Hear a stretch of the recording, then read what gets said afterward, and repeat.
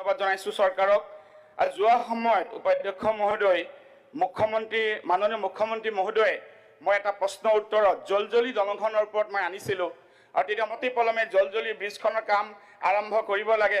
লগতে যিহেতু এতিয়া শুৱালকুছিৰ আমাৰ পলাশবাৰীৰ পৰা শুৱালকুছিৰ ব্ৰিজৰ অলৰেডি কাম চলি আছে আৰু ইয়াৰ পৰৱৰ্তী পৰ্যায়ত মই আশা কৰোঁ যে যথেষ্টখিনি আমাৰ শ্ৰদ্ধাৰ বিধায়ক মহোদয়ে নিজৰ অভিজ্ঞতাৰ জৰিয়তে আৰু তেওঁলোকৰ জীৱনৰ লগত প্ৰত্যেকজনৰ লগত এই অঞ্চলটো জড়িত ইফাল আৰু সেইফাল যদি আপোনালোকে এতিয়া ইয়াৰ লগত যেহেতু এতিয়া আপোনালোকে জানে চমৰীয়া সমষ্টি নৱগঠিত চমৰীয়া সমষ্টি গঠিত হ'ল। চমৰীয়া সমষ্টি গঠিত হোৱাৰ লগে লগে গৰৈমাৰী সোণতলী এই গোটেই এটা বৃহৎ অঞ্চল ইয়াৰ লগত কানেক্টিভিটি হ'ল আৰু এইখন দলং হোৱাৰ লগে লগে যেতিয়া এতিয়া শুৱালকুছিলৈ এইখন দলং যাব তাৰ পিছত পৰৱৰ্তী এইখন দলং হোৱাৰ লগে লগে বৰপেটা গোৱালপাৰা এটা বৃহত্তৰ অঞ্চলত মই ভাবোঁ উন্নতিৰ সীমাৰেখা যথেষ্ট আগবাঢ়ি যাব। মাননীয় অধ্যক্ষ মহোদয় প্ৰত্যেকজন বিধায়কে ধন্যবাদ জনাই আৰু মন্ত্ৰী মহোদয় ডাঙৰীয়াক এই ক্ষেত্ৰত অনতিপলমে ব্যৱস্থা ল'বলৈ আহ্বান কৰিলোঁ। লগতে আকৌ এবাৰ মই জলজলি ব্ৰিজখন অনতিপলমে যাতে কাম আৰম্ভ কৰে আৰু মন্ত্ৰী মহোদয় এজন মন্ত্ৰী মহোদয়ক ইয়াতে মুখ্যমন্ত্ৰী মহোদয়ে নিৰ্দেশো দিছিলে, মই নিজে শুনি আছিলোঁ যে অনতিপলমে পীযুষ হাজৰিকাই গৈ সেই ঠাইটো পৰ্যবেক্ষণ কৰি আহিব। মই পীযুষ হাজৰিকা ডাঙৰীয়া উপাধ্যক্ষ মহোদয়ৰ জৰিয়তে জলজলি দলংখন অনতিপলমে গৈ পৰ্যবেক্ষণ কৰি আহিবলৈ অনুৰোধ জনালোঁ। ধন্যবাদ। Thank you, Honorable Minister. কেতিয়া যাব মানে জলদি যাব বুলি এতিয়া ক'ব লাগিব। Please, Honorable Minister. জলদি দুৰ্গাটা ইম্পৰ্টেণ্ট হয়। দেখোন হ'ব এইখনো ইম্পৰ্টেণ্ট। আপোনালোকে আৰু কেলে হেৰি কৰি আছে এইটো? মাননীয় সময় পাৰ হৈ উপাধ্যক্ষ মহোদয় আৰু চাৰিটা আৰু ৰিজলিউশ্যন আমাৰ আজি মাননীয় সদস্য আশৰাফুল হুছেইন ডাঙৰীয়াই rules and procedure and conduct of business in Assam legislative assembly rule 115ৰ জৰিয়তেদি ব্ৰহ্মপুত্ৰৰ ওপৰত দলঙৰ কথা যিখিনি উত্থাপন কৰিছে আৰু কেইবাজনো মাননীয় সদস্যই এই ক্ষেত্ৰত বক্তব্য ৰাখিছে।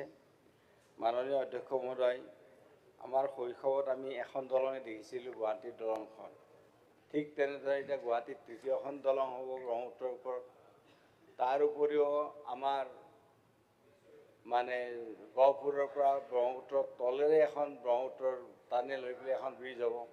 গতিকে আহি আছোঁ কথাটো কৈ আছোঁ কথাটো কৈ আছোঁ আপোনালোকে কথাখিনি নহয় আপোনালোকে কথাখিনি শুনিব লাগে। শুনিলে কি হয় আপোনালোকৰো ভাল হয় আৰু আমি সকলোৱে তেতিয়া একেলগে কাম কৰিব পাৰোঁ। কাৰণ কি দায়িত্বটো অকল হিমন্ত বিশ্ব শৰ্মাৰ ওপৰত দায়িত্বটো গতাই দিলে নহ'ব নহয়, আপোনালোকেও দায়িত্ব ল'ব লাগিব। বুজি পাইছে নাই? গতিকে তাৰপিছত বগীবিলত দলং হ'ল, তাৰপিছত আমাৰ এতিয়া টেকেলি ফুটাৰ পৰা আৰু এখন দলং হ'ব আৰু আমাৰ শদিয়াৰ দলং হ'ল। তো এতিয়া মাজুলীৰ দলং হ'ল।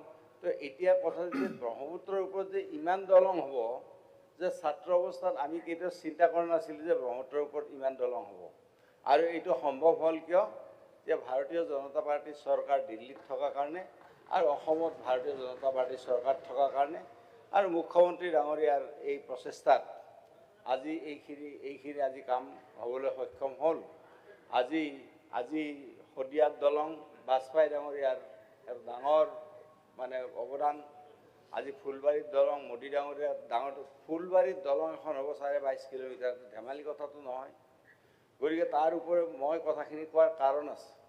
আৰু তাৰ উপৰি আজি লংগেষ্ট ব্ৰিজ ৰেলৱে কাম ৰেল বগীবিল এইবিলাক ভাৰতীয় জনতা পাৰ্টীৰ কণ্ট্ৰিবিউশ্যন। তো এতিয়া মোৰ কথাটো হ'ল যে বৰপেটা জিলা আৰু আমাৰ মানে বৰপেটা জিলা আৰু এইফালে আমাৰ দক্ষিণ কামৰূপ সংযোগী ব্ৰহ্মপুত্ৰৰ ব্ৰিজখন হ'ব লাগে, সেইটোত মোৰ আপত্তি নাই, হোৱাটোত মোৰ আপত্তি নাই। গতিকে এইটোত আমি আপত্তিও নকৰোঁ বা মুখ্যমন্ত্ৰী ডাঙৰীয়াই আপত্তি নকৰে। কিন্তু প্ৰশ্নটো হৈছে কি মুখ্যমন্ত্ৰী ডাঙৰীয়াই আপত্তি নকৰে। কিন্তু প্ৰশ্নটো হৈছে যে কিছুমান দলঙৰ ক্ষেত্ৰত আমাৰ SOPDৰ পৰা কিছুমান দলং বনোৱা হয়, কিছুমান ভাৰত চৰকাৰৰ পৰা বনোৱা হয়, কিছুমান ৰেলৱে দলং বনায়। তো এনেকৈ বিভিন্ন স্কিমত দলংখিনি বনোৱা হয়। এতিয়া আমাৰ যিটো আমাৰ ৰেকিবুদ্দিন আহমেদ ডাঙৰীয়াই ক'লে যিখন আমাৰ আমাৰ জলজলি দলংখনৰ কথা আপুনি কোৱাৰ উপৰিও 4 বছৰ আমাৰ নন্দিতা দাস ঠিক ডাঙৰীয়া আছে পীযুষ হাজৰিকাক যাবলৈ কওক ছাৰ তেওঁ যাম বুলি কৈছিলে Answer to complete এইটো the কৈ question দিয়ক now. Why are you interrupting? Piyush Hazarika যাব কিয় যাব পীযুষ হাজৰিকা যাব মানে পীযুষ হাজৰিকাই কৈছে যে ৰেকিবুদ্দিন আহমেদে যিদিনাই মাতিব সিদিনাই যাব বহি বহি কোনে প্ৰম কৰি নাথাকিব please O. Let him answer promo কৰি থাকে মানে গাৰ্জেন মিনিষ্টাৰটো তেওঁলোকৰ সেইকাৰণে ভাবে আৰু মিনিষ্টাৰ এই চান্সতে কমে অলপ আৰু অঁ আচ্ছা যি নহওক চেম্বাৰত গৈ পেলাই কথা পাতিব অঁ চেম্বাৰত গৈ কথা পাতিব এতিয়া ভাল কথা হ'ব অধ্যক্ষ ডাঙৰীয়া দলংখন হ'ব লাগে বুলি কাৰো ডিমত নাই কিন্তু ডিমত নাই কিন্তু এইটো পুঁজি সাপেক্ষেহে হ'ব কথাখিনি আৰু সেইটো নহয় এটা কথা নহয় সেইটো কথা সেইকাৰণে মই আগত এই ভূমিকা এটা কিয় ক'লোঁ ইমানকেইখন দলঙৰ কথা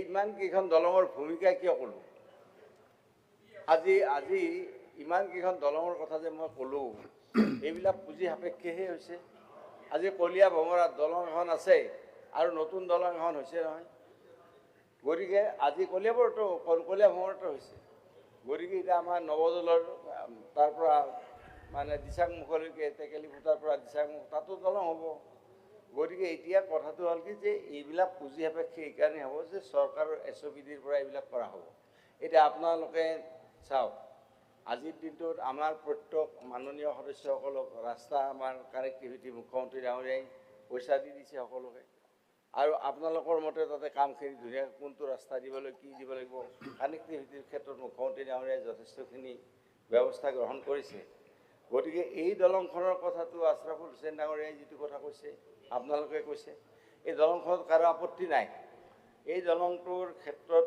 হ'ব এই দলঙৰ দৈৰ্ঘ্য হ'ব প্ৰায় 12.5 কিলোমিটাৰ 12 কিলোমিটাৰৰ ওপৰত হ'ব দৈৰ্ঘ্য এইখন দলঙৰ এইখন মানে সৰু দলং নহয় গতিকে কাৰণ সেই এৰিয়াটো ময়ো জানো ভালকৈ আৰু সেই অঞ্চলবিলাক মই ঘূৰিছোঁ মই একদম তাৰে কাছুমাৰা চৰ বিভিন্ন চৰ এইবিলাকত মই অসম গণ পৰিষদত যেতিয়া আছিলোঁ তেতিয়া এইবিলাক অঞ্চল মই বহুত ঘূৰিছোঁ মই জানো সেই অঞ্চলবিলাকৰ কথাটো গতিকে যি নহওক আৰু এই দলংবিলাকৰ কথাখিনি আগতে কেতিয়াও ভবা কোনো নাছিল আজিৰ দিনটোত ভাবিছে এইটো ডাঙৰ কথা আৰু ভাবিলে কথাটো হৈ যায় ইমানকেইখন দলং কৰিব পাৰি কিন্তু মুখ্যমন্ত্ৰী হিমন্ত বিশ্ব শৰ্মা ডাঙৰীয়া আৰু দিল্লীৰ কেন্দ্ৰীয় চৰকাৰে ভাবিছে আৰু ভাবাৰ কাৰণে ইমানকেইখন দলং আজিৰ দিনটোত হ'ল বিগত দিনত আচলতে এই দলংবিলাকৰ কথা ভাবি লৈছে কাৰণ বৰপেটাত আমাৰ বহুত ডাঙৰ মানুহ আছে মই কাৰো নাম নকওঁ আপোনালোকে জানিব বৰপেটাৰ MLA সকলে বহুত ডাঙৰ মানুহ আছে আজি আমাৰ চেঙা সমষ্টিত তাতে আমাৰ কি আছিল